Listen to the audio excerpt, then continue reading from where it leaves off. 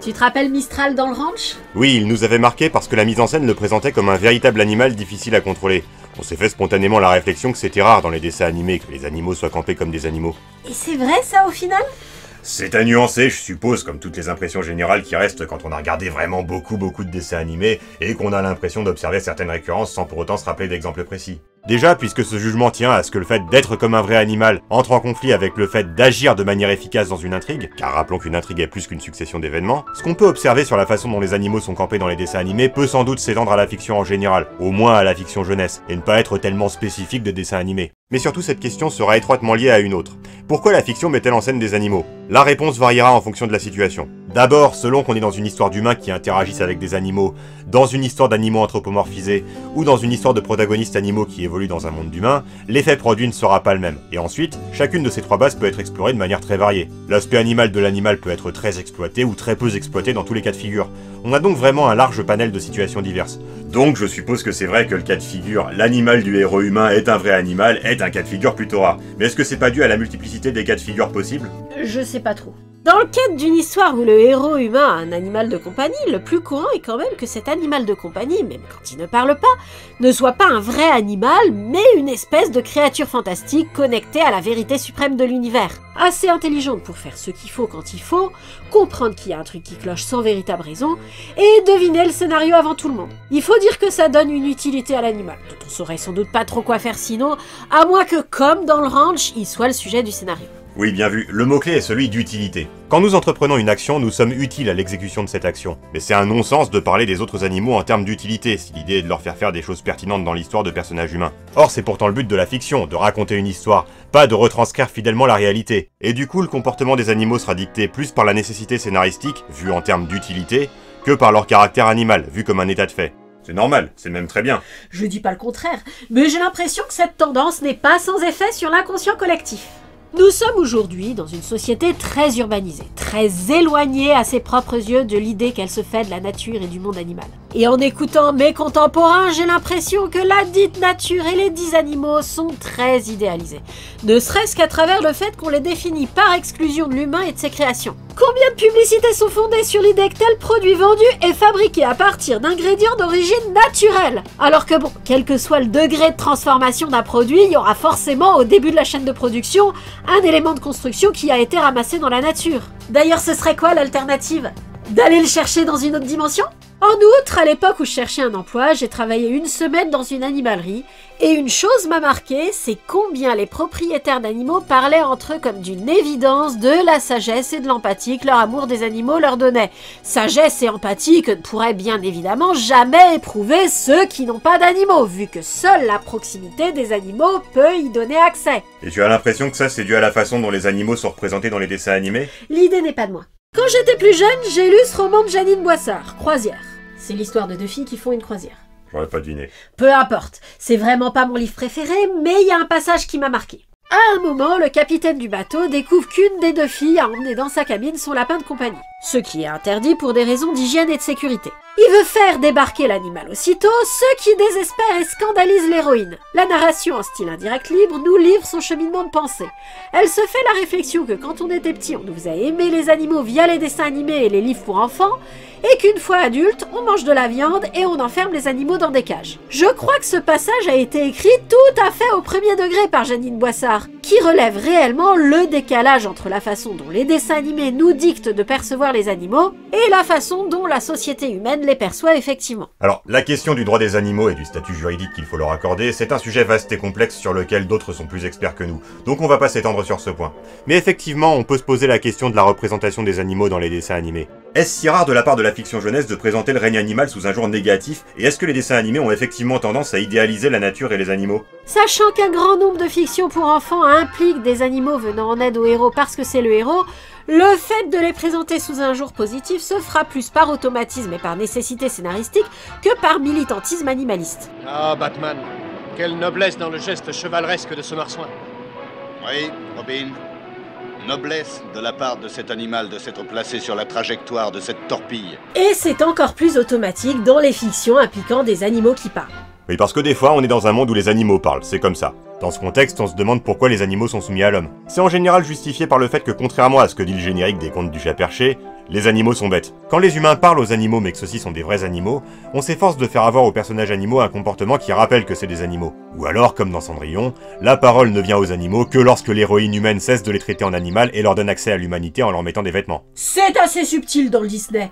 La série Mondo va plus loin. C'est la fée marraine qui donne la parole aux animaux pour les récompenser s'ils se sont bien comportés. Mais faire parler les animaux tout en les laissant subordonnés aux humains sans attirer l'attention du petit spectateur sur le fait qu'il y a un problème systémique là-dedans, ça implique de montrer les animaux heureux, ou en tout cas satisfaits de leur subordination. Donc d'en faire des personnages extrêmement gentils, extrêmement sympathiques, et s'ils se rebellent contre leur maître, de démontrer que cette rébellion est illégitime et dictée par un fort mauvais caractère. Ça, c'est dans le cas où l'histoire présente effectivement comme normal la subordination des animaux qui parlent aux humains. Ce n'est pas un cas de figure si courant dans les séries animées, car ça renvoie à une sorte d'idée d'ordre naturel des choses, et présenter un rapport de domination impliquant des humains comme légitime car naturel, ça fait bien longtemps que ce n'est plus très à la mode. Mais même dans le cas de figure inverse où les animaux n'acceptent pas la domination des humains, si on présente le point de vue animal de la situation, on est obligé de présenter les animaux comme positifs, ne serait-ce que par comparaison. Si l'humain a besoin de faire des tests sur des animaux pour faire progresser la médecine, la narration doit bien insister sur le fait que faire progresser la médecine,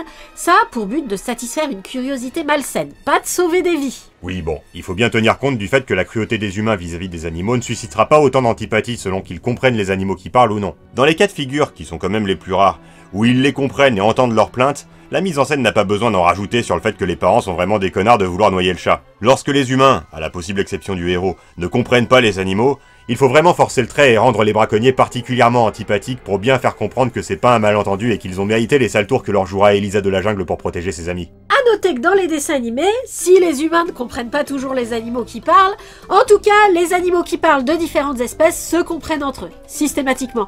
Les animaux qui ne parlent pas aussi, d'ailleurs. Bah oui, rappelle-toi, les animaux sont des espèces de créatures fantastiques reliées télépathiquement à l'esprit de la nature. Oui, ils se comprennent tous entre eux. Selon la fiction, ils ne comprennent pas les humains quand ils parlent, ou les comprennent mais c'est pas réciproque. Les humains sont exclus de cette compréhension universelle car ils sont artificiels. On en revient à tes produits d'origine naturelle. Bon, évidemment, il y a aussi quelques cas comme Wunsch Punch et la petite sirène où les humains comprennent les animaux tant qu'ils ne savent pas que c'est des animaux qui parlent. Et où du coup, c'est pas tellement que les humains sont fondamentalement exclus de la nature avec un grand N, mais plutôt qu'ils lui ont volontairement tourné le dos, et ne l'entendent que quand quelque chose surmonte leur blocage psychologique qui les rend sourds à la voix des animaux. A noter que s'il n'y avait pas eu les suites de Cendrillon, on ne saurait pas si d'autres humains que Cendrillon sont en mesure de comprendre le peuple souris, qui a gagné la parole parce que Cendrillon les a civilisés et artificialisés en leur donnant des vêtements. Tout ça, c'est plutôt l'exception que la règle, alors on va peut-être pas trop s'attarder sur ce cas de figure. Mais pour en revenir au cas des animaux qui se comprennent tous entre eux, à partir du moment où l'histoire a établi ça, quelques problèmes se posent. Déjà, dès qu'il s'agit d'introduire des intrigues amoureuses. Minus, tu es une souris et c'est une jument. Ne recommence pas avec ça, s'il te plaît. Je veux bien être ouvert d'esprit, mais d'un point de vue purement technique, comment vont-ils faire pour... Ça pose pas de problème dans Shrek, visiblement. Mais sinon, c'est évidemment le premier truc auquel tu penses. Non, c'est pas le premier truc. Le premier truc auquel je pense, c'est qu'on se retrouve avec le même type de problème que dans les histoires d'animaux qui parlent subordonnés aux humains. Les prédateurs qui parlent mangent des proies qui parlent et qu'ils peuvent comprendre. La plupart des histoires qui partent sur cette base essayent de noyer le poisson pour faire oublier ce fait, et quand elles le font pas, ça donne des histoires perturbantes. Perturbante pour toi, surtout. Oui, j'avoue. Il y a des histoires qui me perturbent plus que les autres, et quelque chose avec quoi j'ai beaucoup de mal, c'est les histoires impliquant du cannibalisme. Le visionnage de Madagascar et celui de Beastars ont été vraiment très douloureux pour moi à cause de ça. Les deux cas de figure sont très différents. Madagascar traite plus ou moins ça comme un gag, et ne s'attend pas à ce que le jeune spectateur trouve ça choquant, alors que Beastars aborde le sujet de front pour choquer. Justement, on reviendra sur le fait d'aborder le sujet de front, mais Beastars présente ça comme trop anormal pour être normal et trop normal pour être anormal. On est censé trouver ça simultanément choquant, routinier et crédible. Ça marche pas, faut en choisir 2 sur 3. L'approche moins irrationnelle de Zootopie sur le même sujet m'a plus convaincu et m'a permis davantage d'accepter la mise en scène du cannibalisme. Mais bon, quoi qu'il en soit, c'est assez rare que les auteurs prennent ce type de parti dans les histoires d'animaux qui parlent. En général, la solution est plutôt d'évoquer le moins possible le régime alimentaire des personnages, ou bien de camper les carnivores comme étant les méchants de l'histoire. Ça fait passer les prédateurs pour des personnages cruels, alors que bon, ils sont bien obligés de se nourrir pour survivre. Mais en même temps, comment rendre compatible le fait que les personnages parlent et doivent pour survivre manger d'autres personnages qui parlent? Plusieurs solutions. Soit les animaux carnivores de l'histoire acceptent de se mettre au végétarisme, temporairement ou définitivement, soit on ne donne la parole qu'à certaines catégories d'animaux et pas d'autres. Dans ce dernier cas, quand les prédateurs parlent mais pas les proies, la vie des proies n'est pas spécialement prise en considération. Et quand les proies parlent mais pas les prédateurs sont campés comme des monstres que les héros vont affronter courageusement. Il y a aussi des cas intermédiaires. Dans Madagascar, Alex le lion parle très bien, mais les Foussas, eux, parlent très peu et mal. Il arrive aussi que les prédateurs muets deviennent parlants au cours de la série. Comme tu as dit, on peut aussi essayer de noyer le poisson en faisant faire au carnivore un long discours sur combien il est reconnaissant à sa proie de lui laisser le droit de la manger. Mais je suis pas sûr que ça passe des masses. Comme dit précédemment, ça renvoie à une notion d'ordre naturel des choses qui est démodée. Le public accepte sans doute plus facilement qu'on lui parle de cycle de la vie que de légitimité de l'asservissement, mais tout de même, vaut mieux ne pas en faire la pierre angulaire de l'intrigue. Bon bref, à part quand on veut éviter de camper des situations glauques où prédateurs et proies parlent entre eux, les animaux parlent généralement une espèce de langage universel qu'ils comprennent tous. L'épagnol ?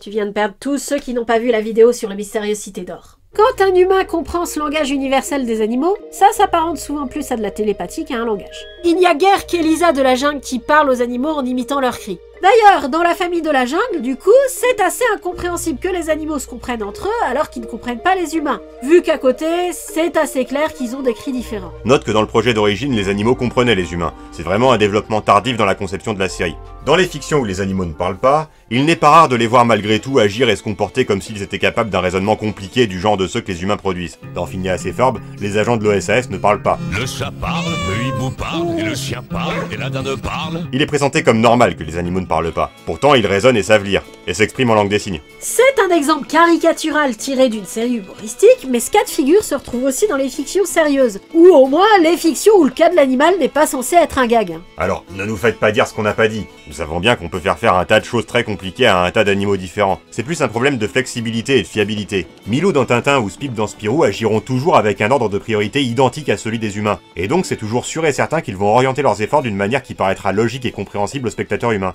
C'est ça qui rend le ranch aussi marquant. Mistral n'a pas cette fiabilité. On est interpellé par cette série parce qu'on s'attend plutôt à voir les animaux se conduire de façon aussi intelligente que des humains muets, voire être plus intelligents que des humains muets. Donc les animaux de fiction sont à la fois des humains qui s'ignorent, ou des humains que l'humanité ignore, et les particules élémentaires d'un grand ensemble naturel dont l'humanité est exclue ou s'est exclue.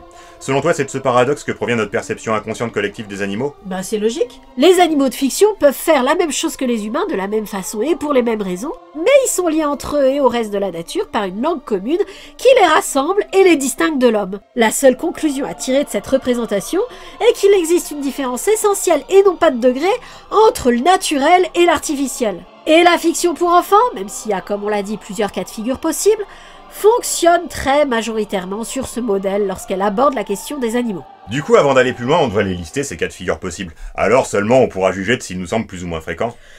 Ok. Pour vous, en exclusivité dans ces dessins animés-là qui méritent qu'on s'en souvienne, voici notre top, je sais pas combien, des types d'animaux qu'on peut trouver dans la fiction en général et dans les dessins animés en particulier. Mais c'est impossible à prononcer ce truc, comment tu fais ? Je souffre, mais je fais. Bref, type d'animal numéro 1, celui qui parle, qui est comme un humain, mais en animal.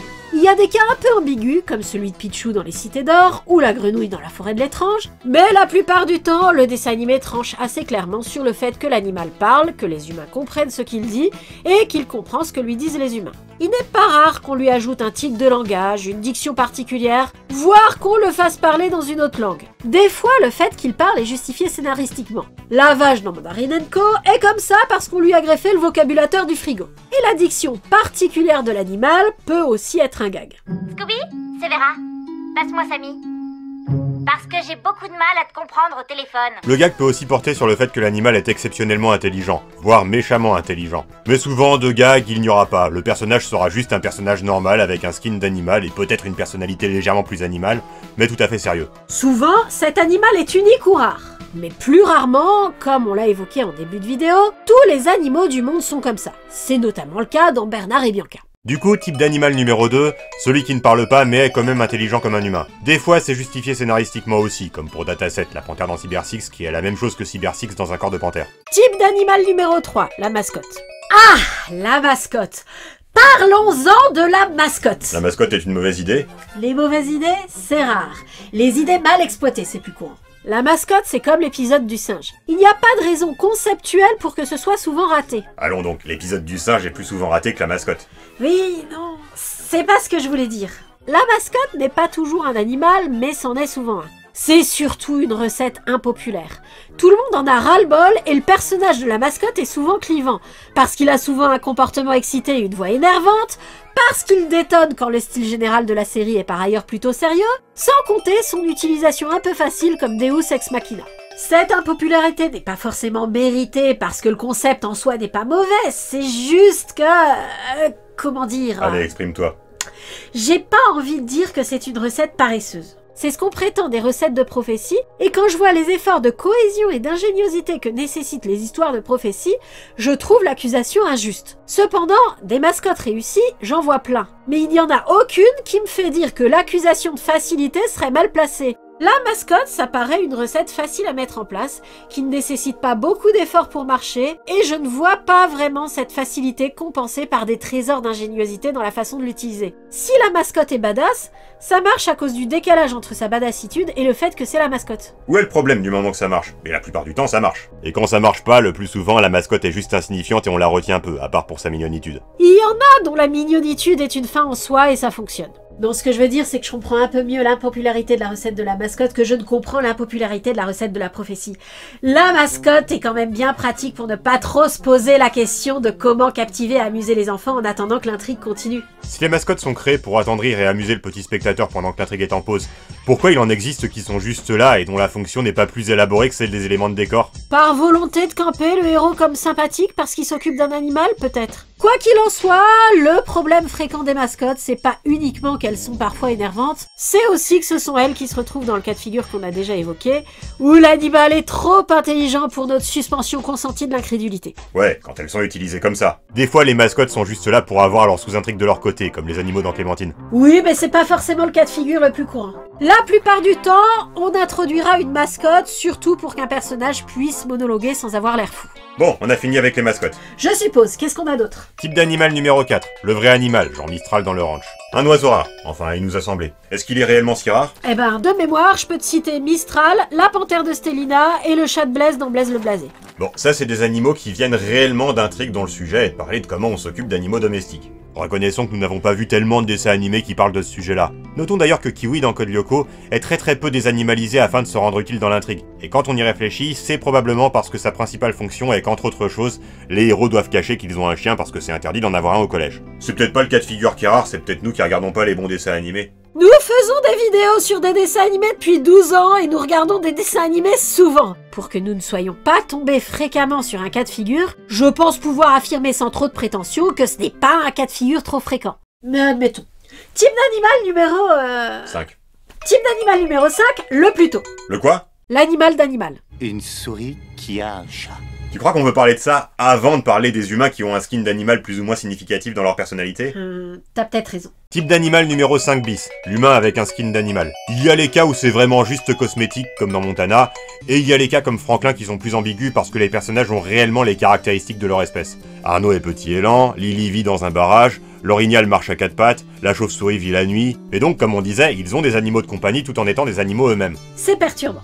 C'est d'autant plus perturbant quand l'animal et le maître ont la même tête. Dingo et Pluto sont dessinés de manière très similaire.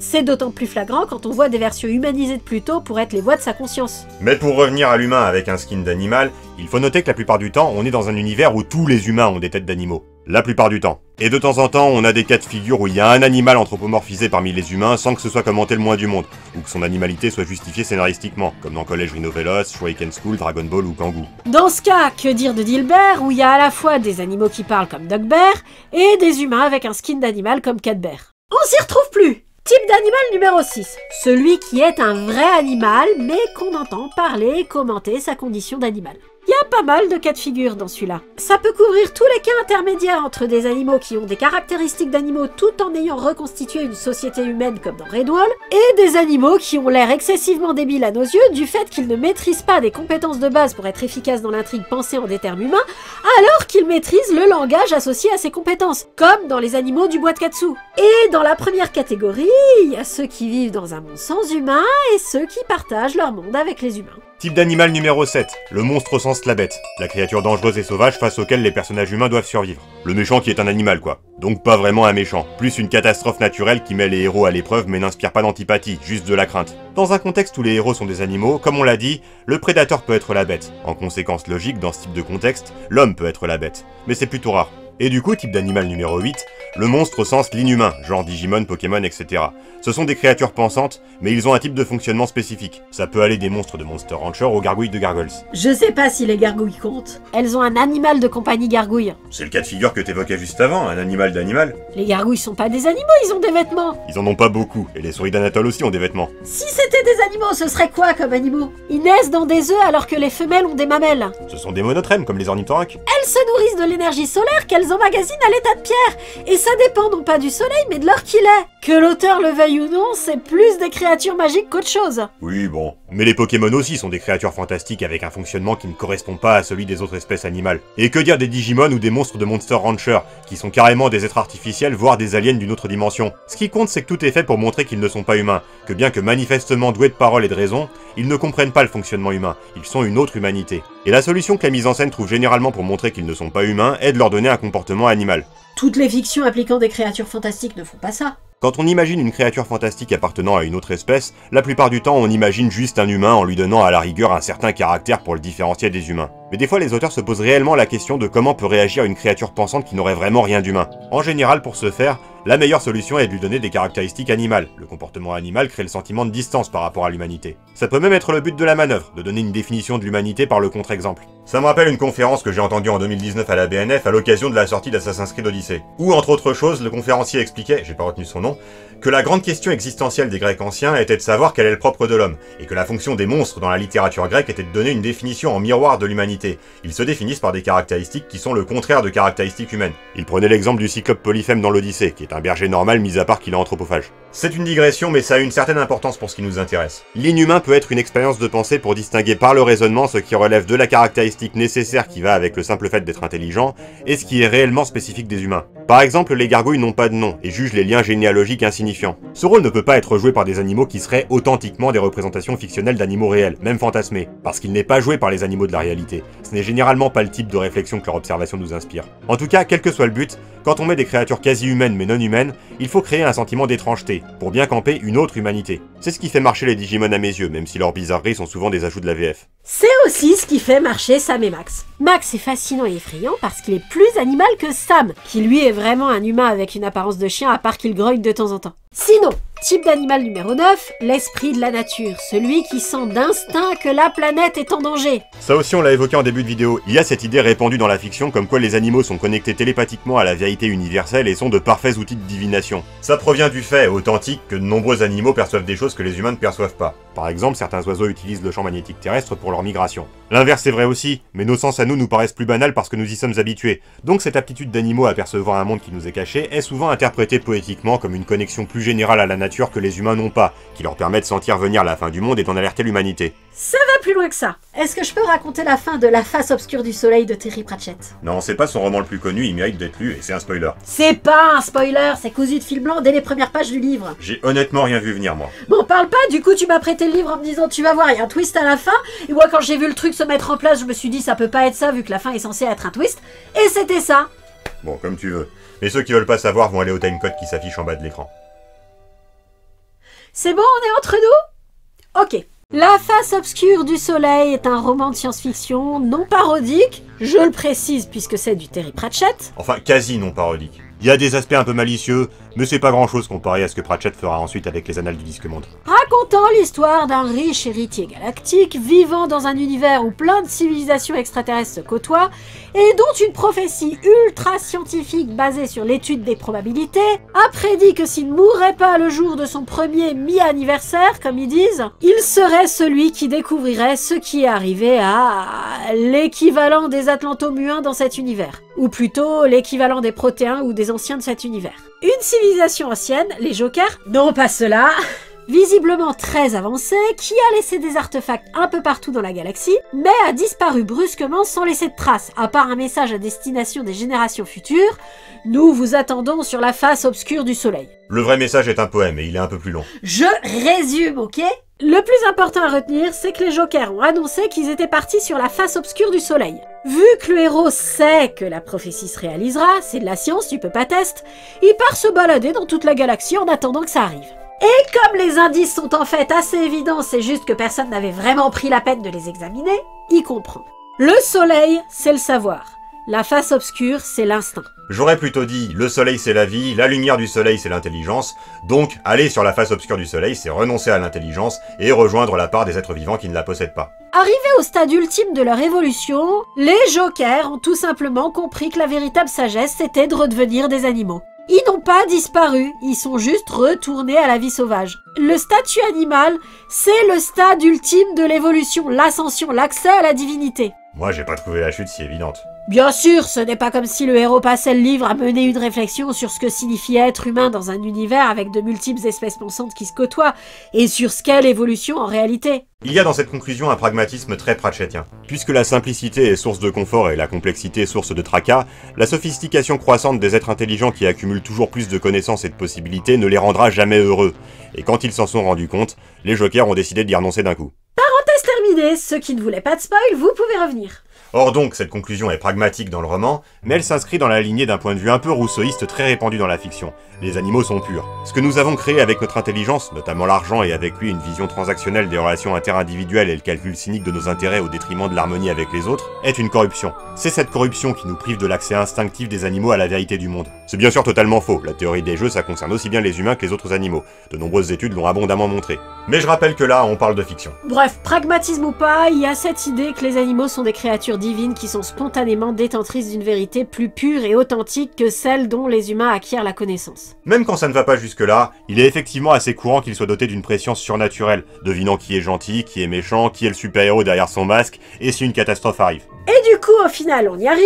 Type d'animal numéro 10, le figurant. Bah oui, il y a parfois des animaux à l'écran parce que c'est normal dans le contexte, ce serait même bizarre s'il n'y en avait pas. Pour ces animaux-là, c'est difficile de juger de leur réalisme. On peut citer tout ce qui est monture, par exemple dans Zorro, tout ce qui est animaux de la forêt, lors d'une promenade en forêt, etc., etc., etc. Bah oui, des fois la fiction met des choses parce que ce serait leur absence qui serait un vrai choix. On va pas faire le top 10 des types de chaises dans les dessins animés ou le top 10 des types de trottoirs dans les rues.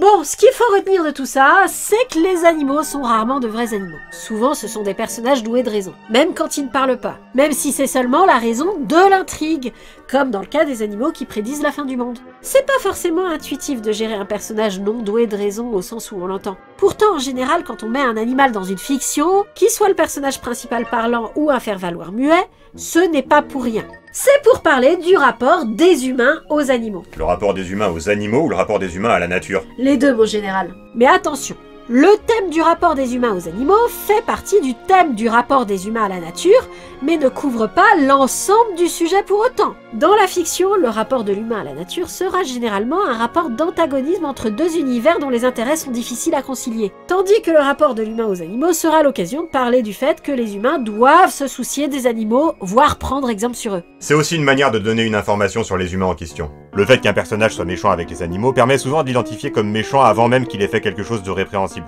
Ça marche aussi dans l'autre sens. Le fait qu'un personnage aime les animaux permet de montrer qu'il est bon au fond de lui, même s'il travaille pour les méchants. Bien sûr, le héros est tenu, s'il veut garder la sympathie du public, de se soucier du bien-être des animaux, et de ne leur faire de mal que contraint et forcé. C'est un ressort de mise en scène qui a l'avantage d'être efficace, donc il n'y a pas de raison de s'en priver. C'est sans doute pour ça qu'il est souvent utilisé. Sans qu'il y ait forcément de volonté militante derrière, les dessins animés se retrouvent donc souvent, par automatisme, à véhiculer l'idée que l'homme se doit d'être bon envers les animaux. Lorsqu'il y a une volonté militante, c'est généralement pour donner des messages assez précis, comme le fait que l'homme, du fait qu'il a matériellement la capacité de transformer l'environnement, a aussi la responsabilité de protéger la diversité des espèces et veiller à ce qu'il ne s'en éteigne pas. Même en restant vague, on retrouvera dans les dessins animés cette idée comme quoi l'homme doit être humble devant l'animal.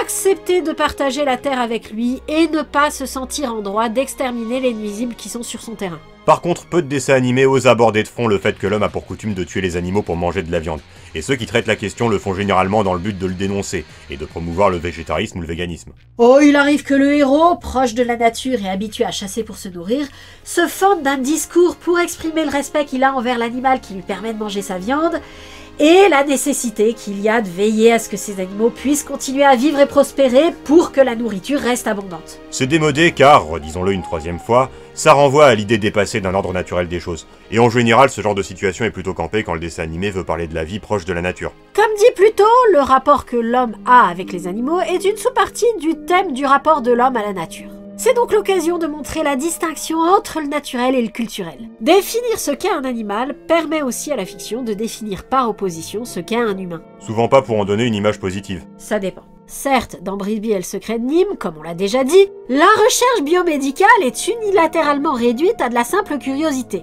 Mais nous avons déjà eu l'occasion de dire que les animaux du bois de Katsu, qui pourtant ne présentent elles aussi que le point de vue des animaux, donnent une image plus nuancée de l'humanité. Nous avons également dit que c'était probablement accidentel. La volonté est bien de présenter les humains comme les méchants, mais l'honnêteté de la mise en scène laisse voir des qualités qu'ont les humains et que les héros animaux n'ont pas. Il y a l'idée tout de même que l'homme ne sait pas ce qui est bon pour lui, alors que les animaux le savent par instinct. Et que, comme on l'évoquait précédemment, les motivations complexes de l'homme font de lui une créature malsaine, qui tue sans raison notamment, tandis que les animaux, eux, ne tueraient que par nécessité. Le but de cette représentation est de rendre le spectateur plus sensible aux intérêts des animaux qui sont spoliés et mis en danger par nos activités. On met en scène leur point de vue en accord avec notre prise de conscience du fait que nous sommes des animaux comme les autres. Mais il y a dans cette démarche générale dont nous parlons depuis le début de la vidéo quelque chose de paradoxal. On considère les découvertes de Darwin comme l'un des grands tournants dans notre compréhension du monde, au même niveau que la révolution copernicienne, un moment intellectuel qui remet en cause l'idée qu'on se fait de notre place dans l'univers en nous retirant l'illusion que nous serions uniques ou séparés de la nature. Mais pourtant, ces dessins animés présentent justement la nature comme séparée de l'homme et le déplorent. Tout à fait. C'est très rare que la continuité du vivant aille de soi dans les dessins animés, à tel point que dans Les Mystérieuses Cités d'Or, lorsque cette continuité est mise en valeur par le fait qu'une des dites cités d'or, pourtant tout aussi technologique que les autres, a la forme d'un arbre et se situe dans le domaine d'un groupe de gorilles, on est un peu surpris. On comprend pas spontanément le délire et on trouve ça un peu débile. Bon, c'est parce que ce passage est un peu débile. Malgré tout l'amour qu'on a pour les saisons 3 et 4, il y a quelques délires idiots dedans, et ce moment de la saison 4 en fait partie. Reste que, comme sur pas mal d'autres sujets, la série semble prendre un parti original par rapport à ce qui se fait ordinairement. Car comme tu l'as dit, le standard, c'est de faire de la civilisation, les cités, et la nature, les animaux, deux univers séparés. À mon humble avis, ce standard a une cause assez simple. C'est parce que le manque de considération qu'on a pour les animaux tient à ce qu'on les trouve bêtes comparés à nous. L'éthologie s'efforce de comprendre scientifiquement les comportements animaux pour ce qu'ils sont plutôt que comme une version bête des nôtres, mais la fiction c'est pas de l'éthologie. Et donc sa démarche consiste à susciter notre empathie en nous disant que si on méprise les animaux, c'est parce qu'on ne les comprend pas. Et si on ne les comprend pas, c'est parce qu'ils vivent dans un monde intellectuel parallèle, qui nous est caché, avec notamment leur langue universelle dont nous sommes exclus. Un monde intellectuel parallèle supérieur au nôtre, qui détecte la fin du monde, note qu'on trouve ça malgré tout aussi dans les cités d'or, et où on ne tue pas pour le plaisir. Un exemple intéressant qui ne vient pas des dessins animés est celui des jeux Elder Scrolls, où il y a une différence fondamentale entre les PNJ et les créatures, qui se traduit entre autres par le fait que les créatures, les animaux et les esprits possèdent une âme simple mais blanche, et les PNJ, les humanoïdes vrais, possèdent une âme complexe, difficile à capturer, mais noire. Le choix des couleurs ne me paraît pas innocent. Ce faisant, on nous vend les bêtes comme étant de dignité égale voire supérieure à celle des humains, mais en les représentant à l'appui de cette idée comme radicalement différents des humains. On insiste beaucoup là-dessus, mais le coup de la langue universelle des animaux que les humains ne comprennent pas, ça ressemble plus au symptôme d'une différence de nature que d'une différence de degré. En d'autres termes, la leçon morale est tirée, mais la remise en question métaphysique passe complètement à la trappe. Quoi qu'il en soit, l'homme se définit par opposition à l'animal. Forcément, la fiction est écrite par les humains, et quand on a à définir quelque chose qui paraît spontané et évident, le mieux est de le définir parce que ça n'est pas. C'est pour ça que, comme on l'évoquait précédemment, pour définir le comportement des extraterrestres de fiction, on est souvent obligé de puiser l'inspiration dans les comportements animaux, vu que c'est les seuls comportements non humains qu'on connaisse. Ça permet également de définir ce qui, dans les créatures fantastiques fictives, peut être considéré comme un humain et ce qui ne doit pas l'être. Rappelons que dans certaines séries comme Malo Corrigan, le terme humain renvoie à une dignité partagée par tous les êtres capables de communiquer entre eux, pas à une notion d'espèce. La plupart du temps, les créatures à considérer comme des personnages marcheront debout et auront un langage articulé. Il y aura bien des exceptions, et ça peut même faire un bon twist, mais ces exceptions sont d'autant plus remarquables qu'elles sont rares. Les créatures extraterrestres non pensantes sont généralement faciles à identifier comme telles. Malgré ce qu'on a dit précédemment, la fiction reconnaît le plus souvent aux protagonistes le droit, voire le devoir, d'avoir plus de considération pour les créatures pensantes que pour les animaux. Même dans des séries comme Sous les mers où on attendrait plutôt le contraire. Plus généralement, si le héros rencontre une civilisation extraterrestre attaquée par des monstres de l'espace, on s'attend spontanément à ce qu'ils prennent le parti des créatures civilisées contre celles sauvages. Les héros de la Ligue des Justiciers n'ont aucun scrupule à tuer les Martiens blancs. Un encore meilleur exemple. L'objectif à atteindre pour Timberwolf dans son épisode d'introduction de la Légion des super-héros est de prouver qu'il est humain, pas de prouver qu'il a le droit d'exister. Ça, c'est le cas de figure où les créatures humanoïdes non humaines évoluent dans un univers où les humains existent. Souvent, et plus simplement, on est dans un univers peuplé entièrement d'animaux anthropomorphisés, et dans ces cas-là, le chara-design animal des protagonistes est plus ou moins utilisé. Dans les séries Sonic, il ne l'est pas tellement. Dans Argyle, il est porteur d'une légère symbolique, mais de l'aveu de l'auteur, il a été utilisé parce qu'il croyait que c'était la norme pour les dessins animés. Dans le roman de Renard, et par extension Moi Renard, le type d'animal que sera chaque personnage se fera en fonction de sa personnalité. Dans Sandokan, c'est à peu près pareil, mais le fait que les personnages aient des têtes d'animaux est encore davantage utilisé. Il arrive à Sandokan de rugir comme un tigre pour effrayer ses ennemis. À l'extrême de tout ça, on a les cas de figure comme Zootopie ou Beastars, qui se passent dans un univers sans humains, où les animaux sont devenus les humains et ont dû construire une société, fonder un contrat social qui s'accommode du fait d'avoir plein d'espèces d'animaux différents, de tailles différentes et ayant des besoins différents. Ici, en quoi l'animal sert-il à définir l'humain? Dans le cas de Moi Renard, les personnages sont des humains. Leur tête de poule ou de chat ne sert qu'à donner une information amusante sur leur caractère.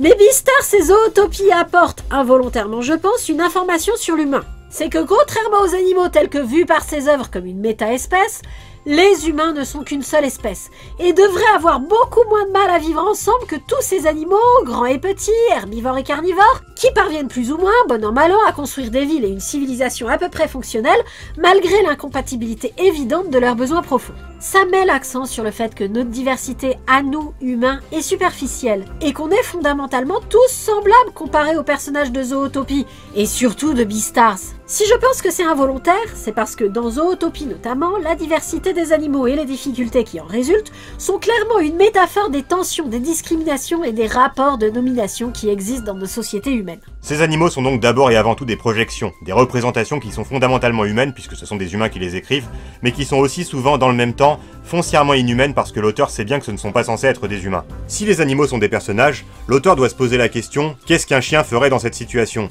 Or, cette question devient fatalement « qu'est-ce que je ferais si j'étais un chien et que j'étais dans cette situation ?» Les données éthologiques sont peut-être insuffisantes pour savoir ce qu'un chien ferait en cas d'attaque de Xana ou ce qu'un écureuil domestiqué ferait si ses maîtres humains étaient attaqués par un troupeau d'éléphants. Il est nécessaire pour le scénariste de tenter de faire l'expérience phénoménologique de la conscience d'un personnage non humain. Or, pour reprendre le titre célèbre de l'article de Thomas Nagel, qui peut savoir ce que ça fait d'être une chauve-souris? Par contre, en supposant, comme nous le faisons tous, que les humains sont tous semblables, on peut espérer aboutir à un résultat réaliste en se demandant en tant qu'auteur ce que ça fait d'être un policier, ce que ça fait d'être une orpheline, ce que ça fait d'avoir autant de pouvoir que Superman en étant tout de même humain au départ. On peut même faire appel à ses souvenirs et tenter de se rappeler ce que ça ferait réellement d'être un enfant et de devoir sauver le monde. Pourtant, nous avons déjà eu l'occasion de dire qu'on atteignait déjà les limites de la possibilité de réalisme, alors il est évident que c'est pire pour les animaux. L'héroïne de Croisière commet une grave erreur en fondant son engagement pour le lapin sur la différence entre une représentation fictionnelle et la réalité.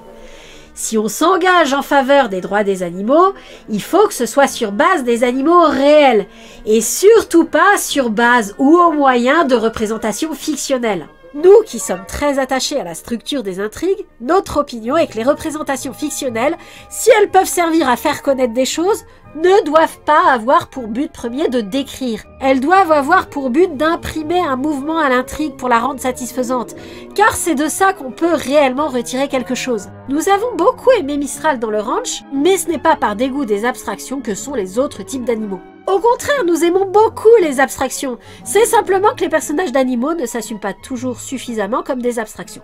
Mais comme pour tout élément dans une histoire, plus on est au clair sur pourquoi on a voulu mettre des animaux dans son intrigue, plus on a de chance de faire un dessin animé qui mérite qu'on s'en souvienne. D'abord il y a Hector le castor et Édouard le canard et José le sanglier et Charlotte la marmotte et Mireille l'abeille et Léon le frelon et Fédor le porc et Tonio le blaireau. Ils se réunissent et décident d'aller chercher des amis pour se rendre à leur rendez-vous. Ils rencontrent Yvan le hareng et Edgar le cougar et Fidèle la sauterelle et Firmin le lémurien et Ginette la mouette et Manon l'espadon et Yvon le saumon et Mario le bulot. Et en chemin ils rencontrent aussi plein d'autres amis, Lulu le zébu et Idir le tapir et Dédé la galinette cendrée et Salomon le cochon et Jean-Marc la carpe et Théo le cabillaud et Pascal le chacal et Sophie le canari. Et avec tous ses amis, il rencontre un autre groupe d'animaux qui se rendent au même endroit. Mais quel hasard! Il y a Jean-Pascal l'orignal et Loïc le lombric et Nicolas le koala et Chloé l'araignée et Annie le ouistiti et Hector l'alligator et Hubert le cocker et Raoul le pitbull. Mais il y a aussi Armand l'éléphant et Bernard le balbuzard et Géraldine le cygne et Damien le requin et Arnaud le chameau et Cécile le mandril et Éric le porc et